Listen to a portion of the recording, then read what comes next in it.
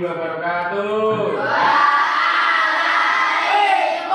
Waalaikumsalam warahmatullahi wabarakatuh.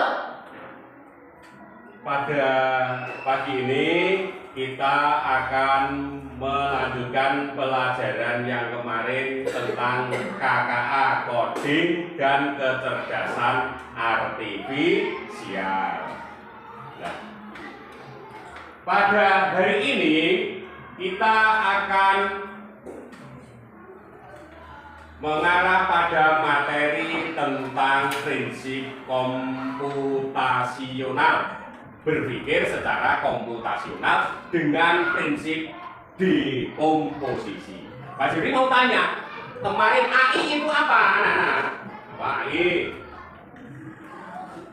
AI atau AI, AI itu adalah cabang ilmu komputer yang bertujuan untuk menciptakan mesin atau sistem yang dapat melakukan tugas-tugas yang biasanya membutuhkan kecerdasan manusia. Itu AI.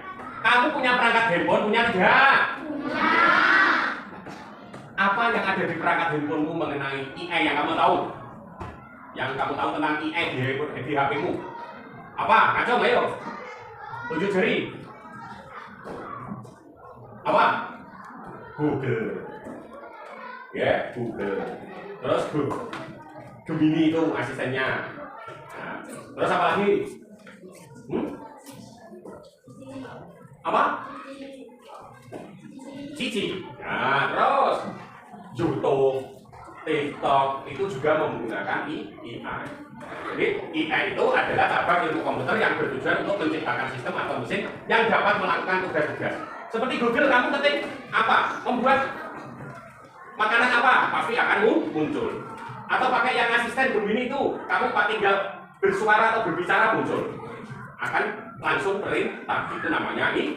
Nah, sekarang kita melangkah ke materinya saja, yaitu mengenai berpikir komputasional dengan prinsip dekomposisi. Apa itu dekomposisi? Yaitu proses memecahkan masalah yang kompleks menjadi bagian-bagian yang lebih kecil dan mudah dikelola. Masalahnya itu besar, kamu urai menjadi bagian-bagian kecil, itu namanya dekomposisi. Kamu punya masalah besar, ingin mewujudkan jadi satu masalah besar itu, kamu pecah. Contoh, kemarin sudah ulang tahun. Ya tidak? Ulang tahun kamu pecah. Apa yang kamu siapkan untuk acara ulang tahun? Misal tempat. Tempat ini nanti kira-kira di gedung apa di rumah. Terus setelah tempat, undangan. Siapa yang akan kamu undang? Terus setelah undangan, permainannya apa? Terus makanan yang kamu sajikan apa? Itu adalah contoh menguraikannya seperti itu. Namanya apa, anak-anak?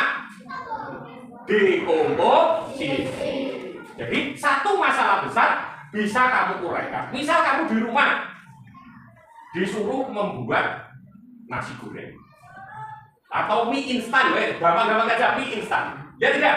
Apa yang kamu siapkan? Panci, air, gitu. Mie instan itu sendiri. Terus piring atau mangkok.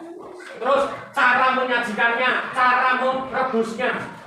Rebus air dulu, baru dimasukkan mie instannya. Terus ditambah telur. Itu namanya menguraikan masalah.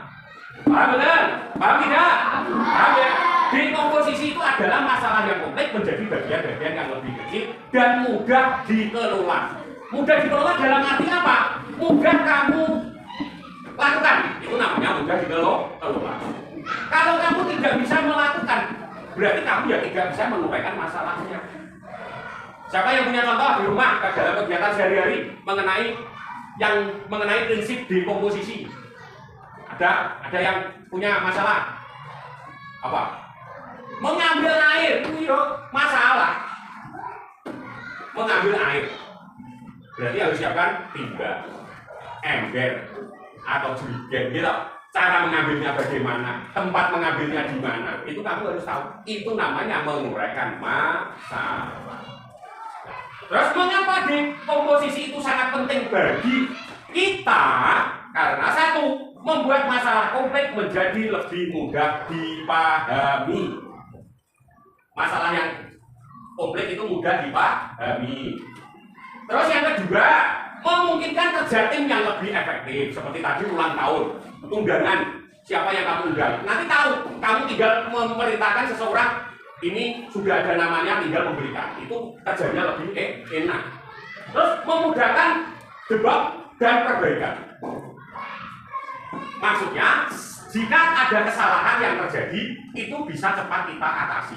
Itu adalah dekomposisi. Dan meningkatkan efisiensi permasalahan atau pemecahan masalah. Mainan, ayo, benora, jenuh, kayak tahu sepaneng kabeh mau. 1, pegang kepala. 2, pegang pundak temannya. 3, pegang pinggang, digial-gialkan. 4 kemarin? Yes. Nah,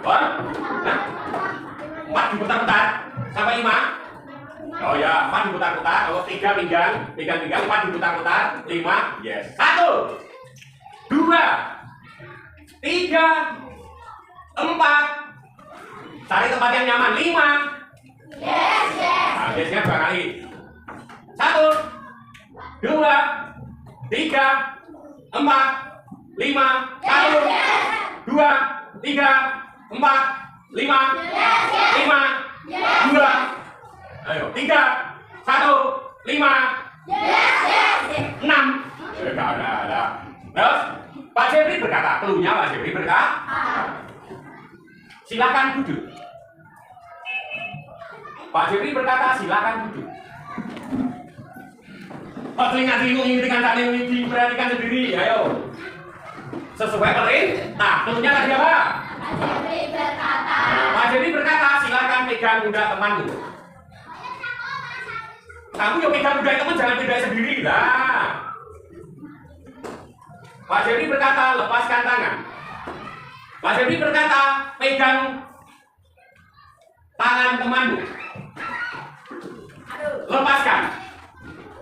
Lepaskan. Pegang lebih erat. Pak Jeffrey berkata, pegang lebih erat. Lepaskan. Nah, udah. Nah. Sekarang coba, ini Pak Jeffrey kasih tugas. Coba kamu latihan untuk menganalisis permasalahan atau menyelesaikan masalah yang sekiranya kamu bisa dan ada di dalam kehidupan sehari-hari. Ini masalahnya adalah satu, masalah besarnya mengatur upacara bendera. Setelah selesai, nanti kamu presentasikan, kamu baca kelompoknya ke depan. Oke? Siap, ya? Siap. Nah, dibagi satu-satu. Ditulis nama kelompoknya, nama buah. Masalahnya adalah pada mengatur upacara bendera. Panggilan saja nggak apa-apa. Nama anggota kelompok di nama panggilan. Nah.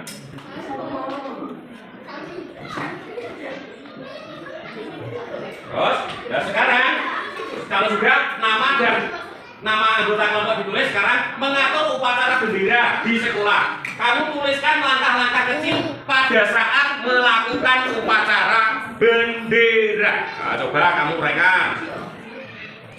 Coba kamu uraikan langkah-langkah kecil yang kamu siapkan saat upacara bendera. Itu apa saja? Kamu tulis di situ.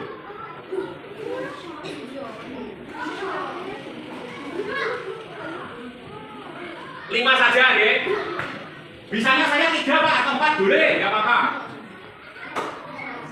Langkah-langkah kecil dalam melakukan atau mengatur. Nanti setelah selesai ada yang mempresentasikan di depan, membacakan hasil kerjanya. Bisa dibacakan di depan.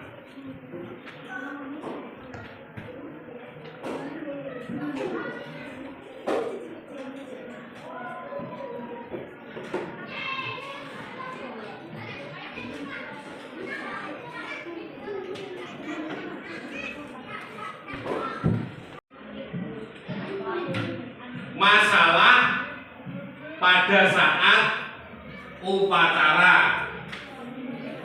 Mengatur upacara. Semuanya ikut. Ayo, sini. Biar temannya nanti mendengarkan. Ini. Nah, yang baca siapa? Ya, sini. Yang lain ikut di sampingnya. Nah, yang kencang. Ayo ya. Dibaca. Nama kelompok. Semangat. Anggota kelompoknya dibacakan. Yang keras, agak keras. Terus. Ya, terus mengatur upacara bendera di sekolah. Apa langkah yang harus kamu lakukan? Langkah kecilnya. Tempat upacara 2. Petugas upacara 3. Peserta upacara 4. Pembina upacara. Itu sudah mempunyai tempat kecil ini di dalam upacara. 1 tadi tempat upacara harus kita tentukan tempatnya di mana.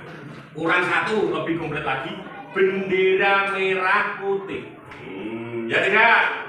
Bendera harus ada, upacara harus memakai bendera merah putih. Yo, kasih tepuk tangan untuk kelompok semangat. Silakan duduk. Siapa lagi yang sudah? Yo, kelompok satu lagi. Sini kelompok putra, ayo dibacakan. Kalau sudah. Ayo, semuanya, ayo maju. Ayo, nanti dibacakan salah satu, yang lain ikut. Ayo sini, maju. Dibacakan, ayo. Ayo, dibacakan.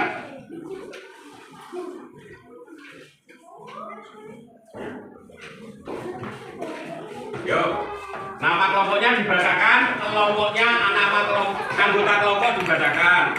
Yo. Nama kelompok Banana, anggota kelompok. Ya, terus langkah kecil yang perlu kita siapkan dalam mengatur upacara. 1. Menyanyikan lagu Indonesia Raya. Terus mengibarkan bendera merah putih. Memakai atribut dengan lengkap. Maksudnya seragam itu harus lengkap. Terus mengatur barisan. Dan terakhir menyiapkan tempat. Ya. Kasih tepuk tangan untuk kelompok Banana. Pak Jeffrey akhiri untuk pembelajaran tentang diskomposisi. Pak Jeffrey cuma ingin mengingatkan supaya kalian tetap rajin belajar di rumah.